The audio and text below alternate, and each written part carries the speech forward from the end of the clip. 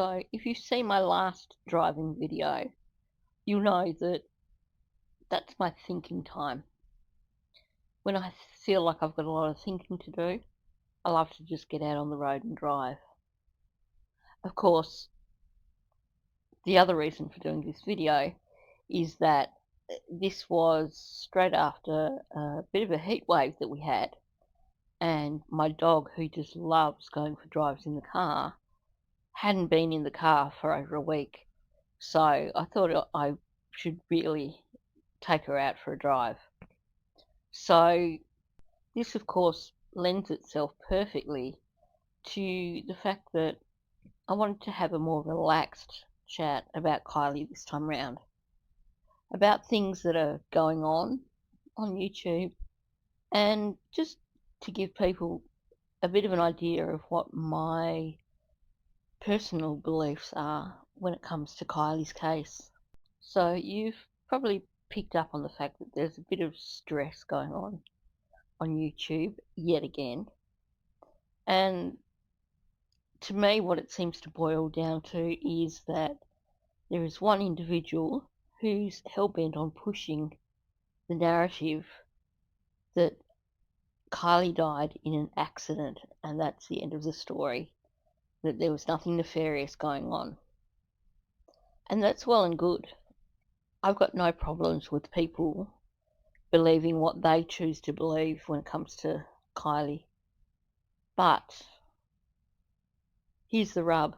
That same person seems determined to shut down anyone else who wants to suggest that Kylie did not die in an accident and that there was something bad that happened at that party and that there needs to be justice. So that person, having discovered how to do strikes against channels, has started doing strikes one after the next against channels she wants to see go down. Of course, she hasn't realised that with all the counter strikes that are coming back at her, she's got a very real chance of losing her own channel. Anyway, no more politics. Let's talk about Kylie. So I think the first thing that I wanted to talk about as far as what I believe is that I'm definitely of the belief that that photo, the image from the shop, the security footage image, was definitely not Kylie. It's definitely distorted. It's definitely been altered. And the thing for me, the big convincing thing for me, is that when you look at that image, the person in the image has what I would call a bum chin. In other words, their chin has a double lump. It's not straight across. If you look at Kylie's chin, she doesn't have that double lump, the gap in the middle of the chin. There is someone who does, and we all know who that is. Just have a look at a photo of her next time. You'll see what I mean. So I want to try and stick to doing things in chronological order. That may not happen, but let's see how it goes. So obviously the next thing to talk about is the party. There are people who suggest that Kylie never made it to the party. Some people seem to think that something happened in Reno. Others just stand with that they don't think she went to the party. Then there's also the people who say that there was never a party. I believe that there was a party, and I believe that Kylie did go.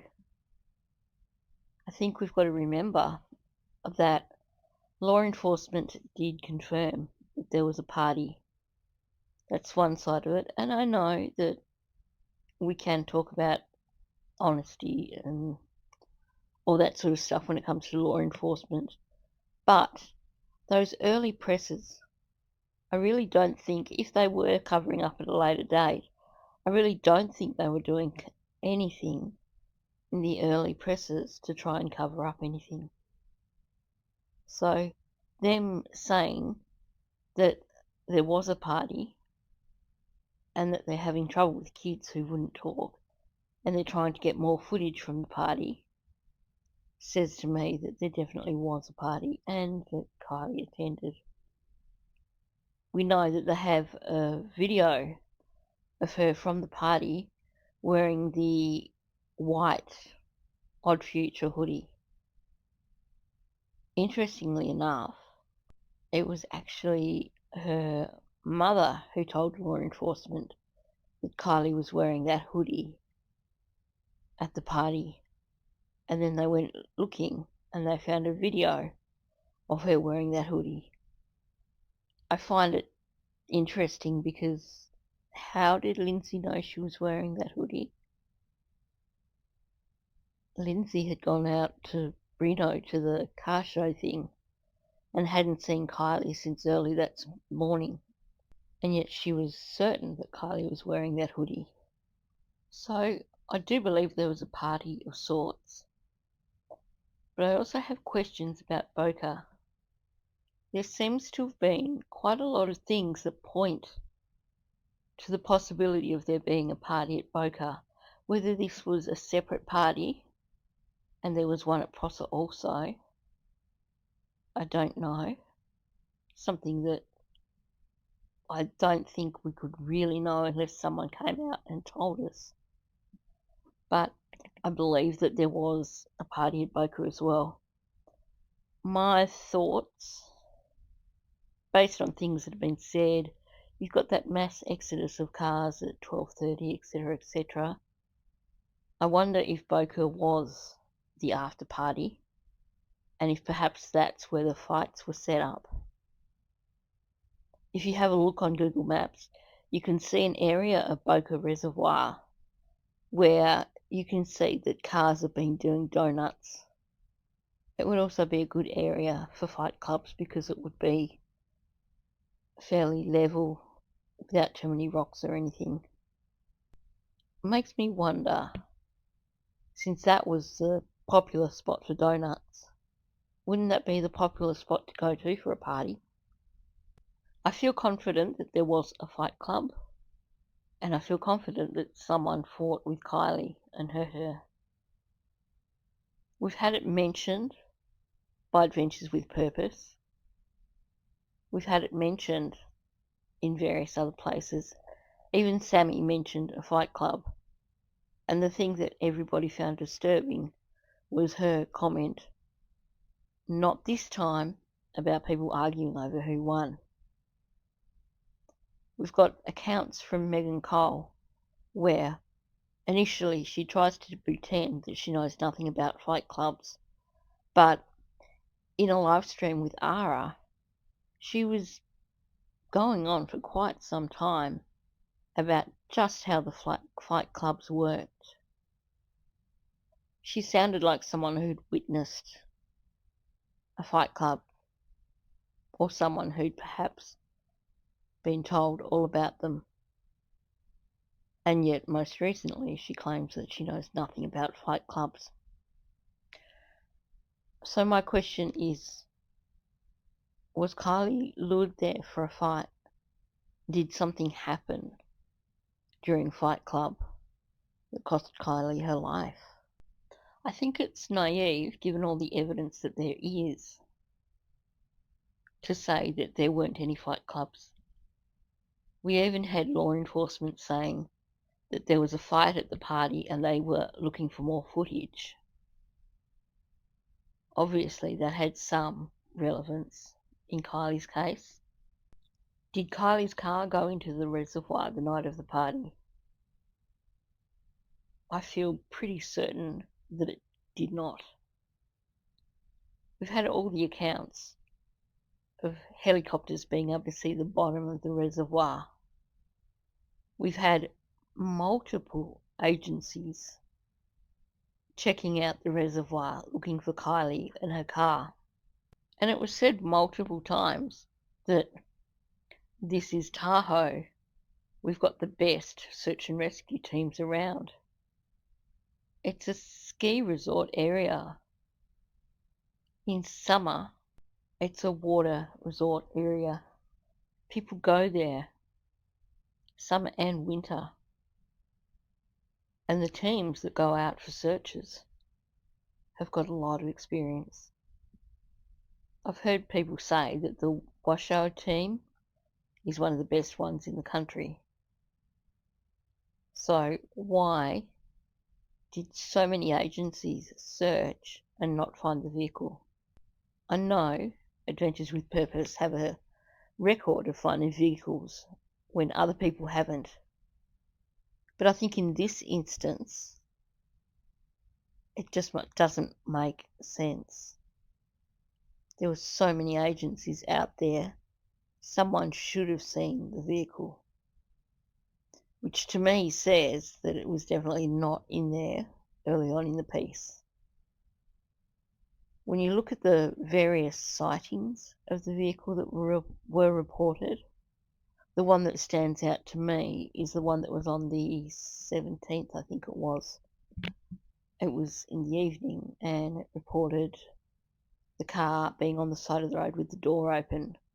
And then when a patrol car attended, the car was gone. I believe that was the 17th, and in my opinion, if that was Kiely's car, then we can presume that it went in on the 17th of August or the 18th of August. There were no other sightings after that, so I think, to me, it seems plausible that that's when the car went in. Okay, so what about the autopsy? Well, there's so many screwy things with that. First of all, the jewellery doesn't match up. I've done a video on that. It's I think it'll be in the Kiely Rodni playlist. They describe jewellery that is not the same as the 3 necklaces that were described in the press conference. Doesn't even come close to being like the 3 necklaces from the press conference. Then you have the height, the weight, and the hair length not matching Kiely at all. I read an article where the private firm that Ryber worked for got called out because one of their autopsy assistants pulled the wrong body out in the morgue for an autopsy. I'd have to go back and look at it, but I know that the mistake was identified, but I can't remember whether that was before or after an autopsy had been performed. But that's a possibility. Which then brings into question, I know people have pointed out that there was no water in Kiely's lungs or in her stomach. But I have a huge problem with the autopsy overall, because like I said, the description doesn't match Kiely.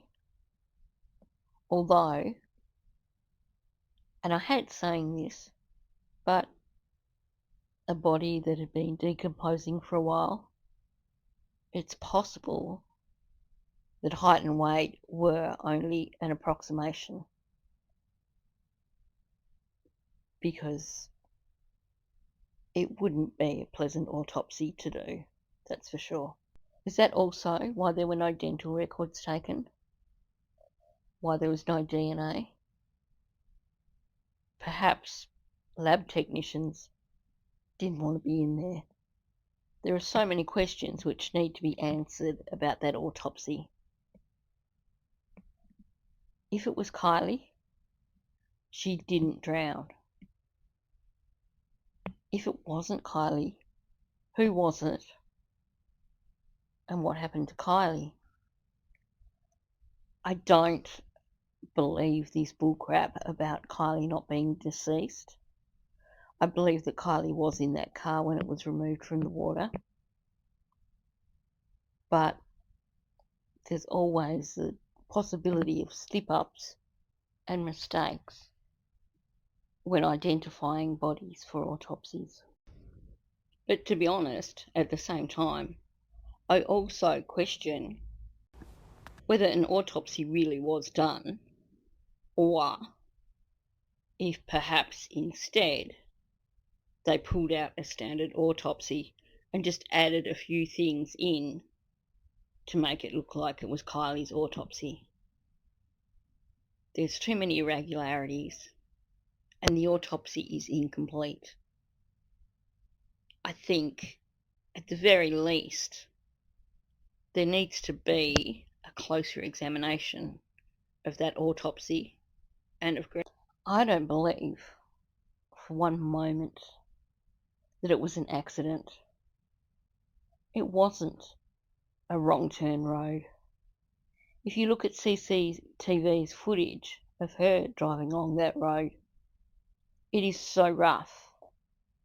You'd know that you were on the wrong road. And if you were intoxicated, even though Kiely wasn't, you'd run off the road or run into a tree long before you got anywhere near the water. And then there's the mud.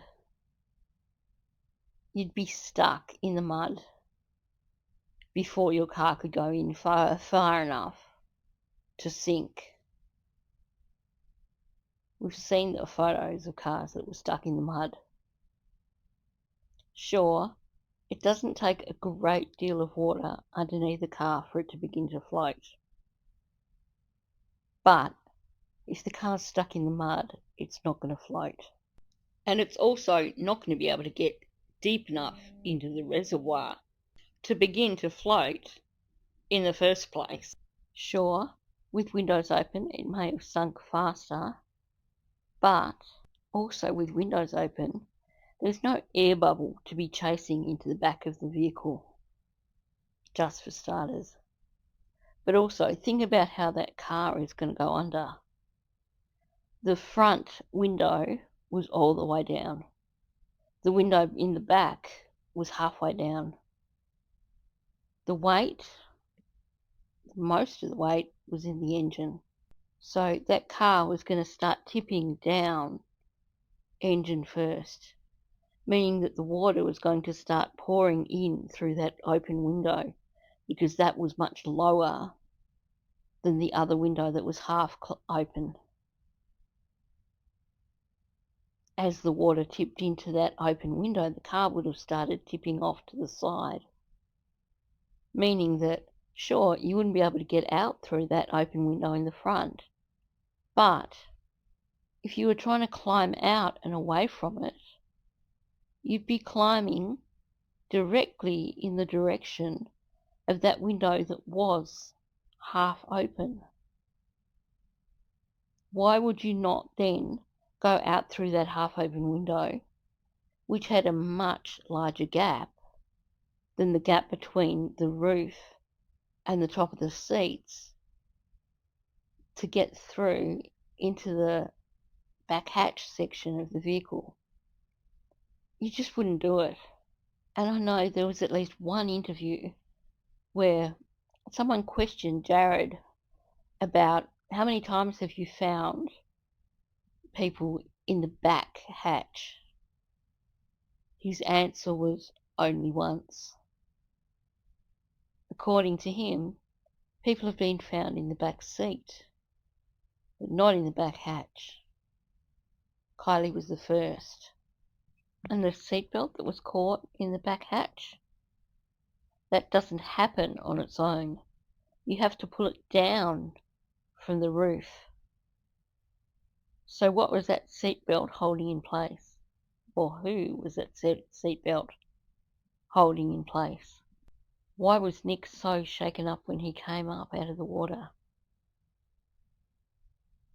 Call the authorities. It looks suspicious. He looked like he'd seen a ghost. Whatever Nick saw down there wasn't good. and he believed it was suspicious. Finally, I'll finish with this. Why did nobody want to talk when Kiely was missing? Why were parents pressuring children not to come forward and saying it'll ruin your college career? Just being at a party is not going to ruin your college career. God, college kids party.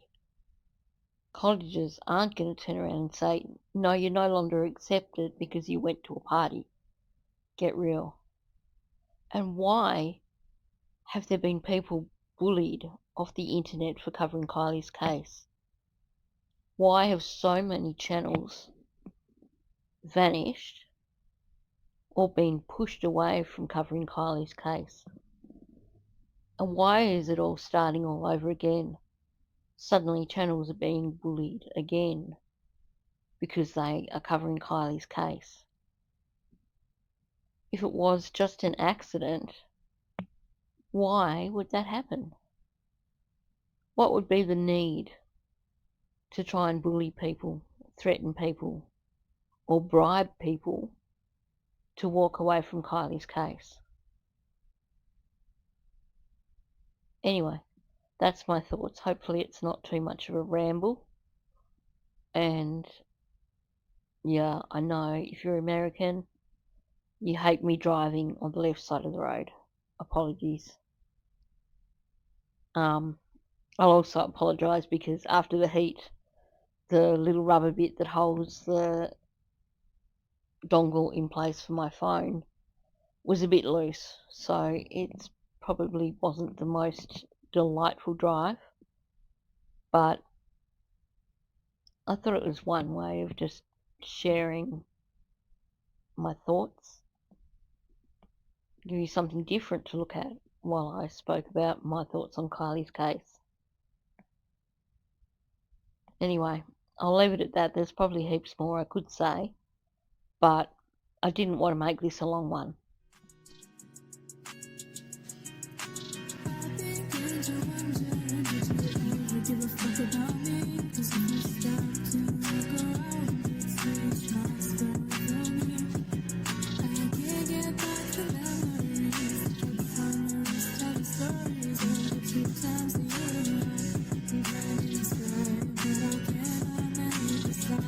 Keep it together, look in the mirror, tell myself